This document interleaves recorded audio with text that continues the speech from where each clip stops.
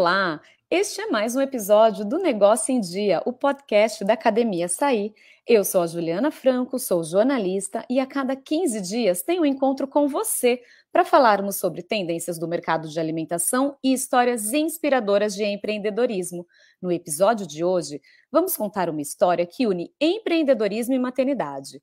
Nossa convidada, assim como tantas outras mulheres, decidiu empreender pela primeira vez depois de se tornar mãe. Uma pesquisa realizada no ano passado pela Rede Mulher Empreendedora revelou que 7 a cada 10 empreendedoras brasileiras são mães. E uma das principais motivações para empreender é justamente dedicar mais tempo aos filhos e à família. No caso da Gabriela Fugulin, nossa convidada deste episódio, a principal motivação para abrir o seu negócio foi cuidar da alimentação e da saúde de seu filho e ajudar outras famílias a fazer o mesmo.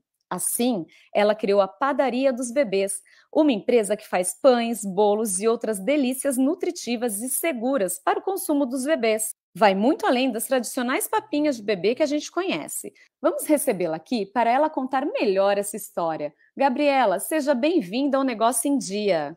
Oi, Juliana, obrigada pelo convite. Estou super contente de estar aqui com vocês. Gabriela, antes de ser mãe, você trabalhou por muitos anos como bancária, certo? Você já tinha vontade de empreender ou esse desejo surgiu com a chegada do seu filho? Eu trabalhei por mais de 10 anos no mercado financeiro, mas sempre tive um pé na cozinha. Sempre gostei de cozinhar, de criar receita, estudava por conta própria tanto a parte de gastronomia quanto a de nutrição. E para mim também sempre encantou muito o mundo da maternidade, mesmo antes de ter. Então eram paixões minhas desde sempre. Eu não tinha uma vontade de empreender, mas eram coisas que eu gostava de fazer no meu tempo livre.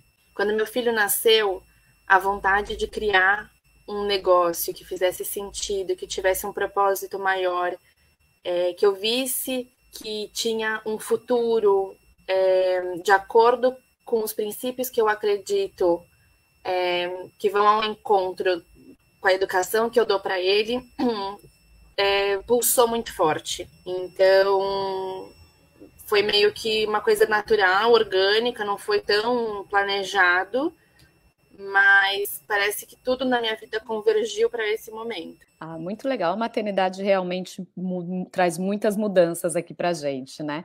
E aí, no começo, você fazia pães e bolos por encomenda na cozinha da sua casa. E como que você organizava a rotina de trabalho com os cuidados com o seu bebê? Quando eu comecei a pegar as encomendas, ele tinha 1 ano e meio. Então, ele já andava, eu tinha uma torre de aprendizagem em casa, então eu deixava ele junto. Sempre dei atividades para ele na cozinha, então, vai untando essa forma, lava esse legume. Sempre tentei incorporar os cuidados com o meu filho, agora 2 filhos, com as atividades de casa. E então eu tinha ajuda da minha mãe, né? Quando a gente abriu para as encomendas, eu logo chamei ela para me ajudar, porque até então eu não tinha ajuda em casa. E a gente acabava revezando, enquanto uma cozinhava os legumes, a outra ficava de olho lá, né? Um olho no peixe, outro no gato, né? Com a criança. E depois que a gente mudou para uma cozinha industrial, eu tinha uma flexibilidade maior, então às vezes eu trabalhava de casa com a parte administrativa, pegando pedido, criando banco de dados, mexendo no site, montando rota de logística, ou quando eu precisava ir para a cozinha, eu levava ele e aí acabava ou deixando ele num cantinho, sempre tentei incluir bastante espaços nos quais ele pudesse participar. Então, lá na cozinha, na primeira cozinha que a gente teve, era pequenininha, mas tinha um espaço onde ele podia brincar e fazer as coisinhas dele. Deixei um colchão do lado, caso ele tivesse que fazer uma sonequinha no meio do dia. Então, tentei conciliar dessa forma. E é verdade que a sua primeira grande encomenda foi depois de divulgar seus produtos em um grupo de mães na internet? E aí você pode contar pra gente mais ou menos quando foi isso? Há 5 anos e meio já. E eu estava dando mamar para ele à noite. Eu trabalho desde os meus 13 anos. Assim, sempre amei trabalhar. E inclusive, comecei a trabalhar com criança na época. E eu saí do mercado financeiro planejada para ficar pelo menos 2 anos com meu filho, porque eu sempre achei muito importante essa fase da primeira infância e de acompanhar bem de perto o desenvolvimento, enfim. Então, quando ele tinha 1 ano, 1 ano e meio, me deu uma vontade muito grande de voltar a trabalhar, mesmo que o meu planejamento fosse o outro. Ao mesmo tempo, eu queria continuar com ele. Então, eu estava naquela dualidade básica de maternidade. E resolvi, então, assim, eu fazia já as comidinhas para ele. Sempre achei que era uma forma importante de oferecer legumes e vegetais. Era uma forma diferente de se oferecer. E eu via que tinha bastante interesse no entorno que eu vivia. Então, no clube, na natação, no parque. Então, pensei que era uma forma de eu conseguir fazer alguma coisa, mesmo que não desse em nada, e continuar com meu filho. Só que na hora que eu lancei no grupo, teve uma enxurrada de pedidos, o Facebook me bloqueou achando que eu era spam. E aí, assim começou, foi já animado o início. Ah, muito legal. E hoje, como que você usa as redes sociais para divulgar o seu negócio? Hoje a gente tem Instagram, Facebook e LinkedIn, então cada um tem um foco diferente do outro, né? O LinkedIn a gente trabalha mais a parte de comunicação com funcionários, colaboradores, parte de RH, ações mais institucionais. E no Instagram a gente trabalha mais a comunicação visual, as fotos, como preparar os nossos produtos. A gente reposta bastante coisa dos nossos clientes. Muita mãe acaba postando o filho comendo, preparando coisa. Então isso é bastante interessante das pessoas conseguirem compartilhar, ver como é que funciona. E no Facebook também essa parte de visual, mas também uma parte de conteúdo, né, de texto, explicando algumas coisas. E a gente tem uma quarta forma, que não é uma rede social, é o nosso blog, no qual a gente coloca bastante estudo, a gente tem uma nutricionista que faz bastante pesquisa baseada em evidência científica. Então, é um lugar de fácil acesso, que se consegue entender como é que funciona essa parte de introdução alimentar, alimentação natural, ultraprocessados versus alimentos mais naturais, que qualquer pessoa pode acessar e ler rapidamente, que a gente tenta deixar bastante enxuto, porque a gente sabe que na correria do dia é uma loucura, né? Mas mesmo assim a gente não quer perder a oportunidade de se informar com qualidade. Com certeza, muito bacana isso, Gabriela. Agora vamos falar um pouquinho do cardápio, né? Como que você testa, seleciona as receitas que compõem o cardápio da padaria dos bebês? Todas as receitas foram feitas por mim. Eu crio todas as receitas e vou fazendo os testes para chegar no melhor formato delas, tanto em termos de ingredientes e quantidade, como forma de preparo. Então, eu comecei com os pãezinhos bolinha e com os bolos, que eram as coisas que eu mais sentia falta na época da introdução alimentar do meu primeiro filho. E com o tempo, muitos clientes começaram a pedir bisnaguinha, pão de forma, docinho. E aí eu fui desenvolvendo depois de ouvir esse nosso público. Depois disso, a gente ainda faz um teste de prateleira, que vai para um microbiologista analisar, e aí a gente define o prazo de validade com laudos técnicos, para ser sempre bastante preciso nisso. Hoje existe uma demanda cada vez maior por alimentos variados e saudáveis para os bebês, como bolos de aniversário sem açúcar, que podem ser consumidos por crianças antes dos 2 anos de idade. Agora, você acha que quem trabalha com pães e doces tradicionais também pode oferecer essa opção? Como que uma empreendedora que já trabalha com panificação e confeitaria pode aprender a fazer e vender opções mais seguras para os bebês? Olha, Ju, eu acho que pode, eu acho que seria muito valioso para a população como um todo, poder contar com outras alternativas de pães e doces que fossem mais saudáveis, que não levassem açúcar, que não levassem conservantes, ou até mesmo refinados em geral, né? Tem muito lugar que já foca em um açúcar mais íntegro, um demerara, um mascavo, que não é o nosso caso, né? A gente adoça com frutas, mas se outras pessoas que têm o jeito já, né, de cozinhar, de criar receitas, conseguissem focar nessa parte mais natural, é um ganho para todo mundo, porque a gente está vendo uma crescente nos últimos anos de crianças e adultos com altos índices de diabetes, de obesidade. Então, quanto mais gente estiver nesse movimento de reeducar um paladar e de ajudar a tornar essa alimentação mais saudável de uma forma prática no dia a dia, acho que é um ganho para todo mundo. Eu acho que a pessoa tem que começar a entender as substituições que ela teria que fazer.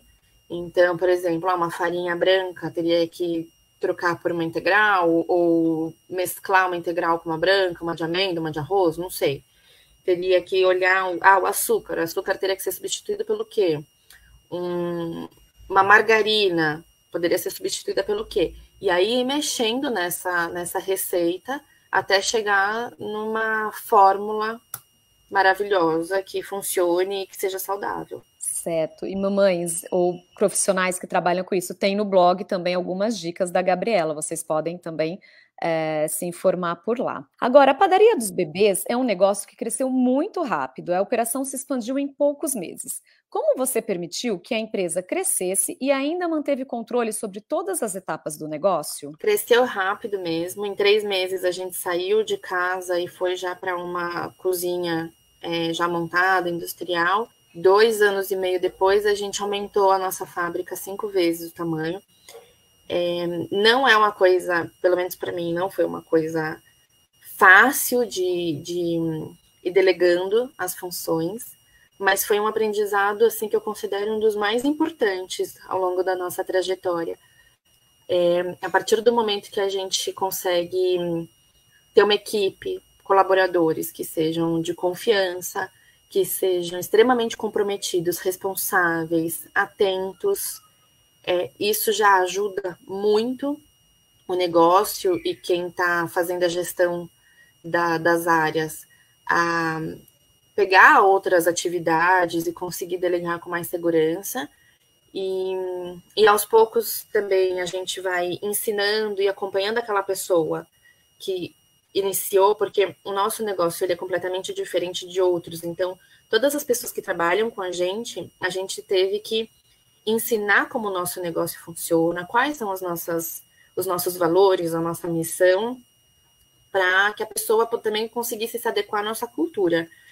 Então, conforme as pessoas foram respondendo e performando bem, de acordo com o que a gente estava ensinando, fica mais fácil da gente soltar um pouco esse controle. Isso aí fazendo uma análise, senta junto e conversa, vê o que funcionou, tira dúvida, pede relatório. E aí eu consigo ir pegando outras atividades, focar mais numa parte estratégica, tomar novas frentes, tendo uma equipe que é muito parceira. Gabriela, mesmo que a maior parte das empreendedoras brasileiras tenham filhos, conciliar o empreendedorismo e a maternidade ainda é uma tarefa difícil para muitas mães. Um verdadeiro trabalho de equilibrista. Como você lida com isso? É um grande desafio, assim. Eu costumo falar que para abrir um negócio, tendo filhos principalmente, precisa gostar muito e ter esse propósito como algo maior, como uma missão de vida mesmo, porque a quantidade de desafios, de entraves, de vontade de desistir são inúmeros. A gente está cansada, chega o final do dia, você está exausto, exaurido, e sabe que depois que as crianças dormem, vai ter que continuar trabalhando, porque se você não trabalhar, no final do mês você não recebe, simples assim. Se o negócio der errado, é o seu nome que está em jogo. Então, precisa ter essa motivação, essa vontade de dar certo muito forte e com muita força de vontade mesmo, eu acredito. E se for uma coisa que as crianças consigam participar, mesmo que seja de uma forma mínima, já ajuda, porque você consegue incluir, né, em algumas atividades durante o dia, mas eu gosto também de não romantizar isso, porque não é que a gente fica mais com os filhos, mas a gente tem mais flexibilidade. Então, hoje em dia, eu trabalho, nossa, 20 vezes mais do que eu trabalhava antes, ou mais, mas eu tenho flexibilidade. Então, eu consigo levar meu filho no judô, eu consigo buscar o outro na escola, mas eu sei que à noite eu vou trabalhar de noite, eu vou trabalhar de madrugada, mas eu tenho essa flexibilidade, coisa que talvez em trabalhos mais convencionais não teria. Então é isso que você falou, é um trabalho de equilibrista. Vai equilibrando os pratinhos. Um dia um vai ficar mais para baixo, o outro vai ficar mais para cima, e assim a gente vai levando. E qual conselho você dá para outras mães que querem empreender, mas que não sabem como começar e às vezes ainda nem sabem o que vender, mas sente essa necessidade para dar uma vida melhor aos filhos? Eu vou seguir a mesma linha do que eu estava falando antes, que é ter esse propósito maior e ser uma coisa que se gosta muito. Então, mesmo que não saiba o que fazer, mas está com essa motivação de começar alguma coisa nova, tenta prestar atenção no que você faz bem no dia a dia, no que as pessoas te elogiam, o que te faz diferente das outras pessoas. E aí, a partir daí, ver o que você conseguiria fazer a partir disso. Tem que ser uma coisa que te brilhe os olhos, porque nesses momentos de dificuldade, de desafio, de parecer que não tem uma saída, tem que ser algo que você sinta esse amor, esse calor no coração para dar continuidade. E eu acredito que se for algo que te brilhe os olhos, a satisfação é extremamente recompensadora. Recado dado, Gabriela. Muito obrigada por dedicar um tempinho para estar aqui, contar a sua história e conversar com a gente. Estamos chegando ao fim do episódio, mas antes, eu gostaria que você deixasse o contato da sua padaria para que os ouvintes conheçam e se inspirem com seus produtos. Eu já adianto que eles são lindos e deixam até os adultos com água na boca. Obrigada. Como eu disse, a gente está no Instagram, no Facebook, no LinkedIn. Todos são Padaria dos Bebês. O nosso site, www.padariadosbebês.com.br, o blog, que é blog.padariadosbebês.com.br.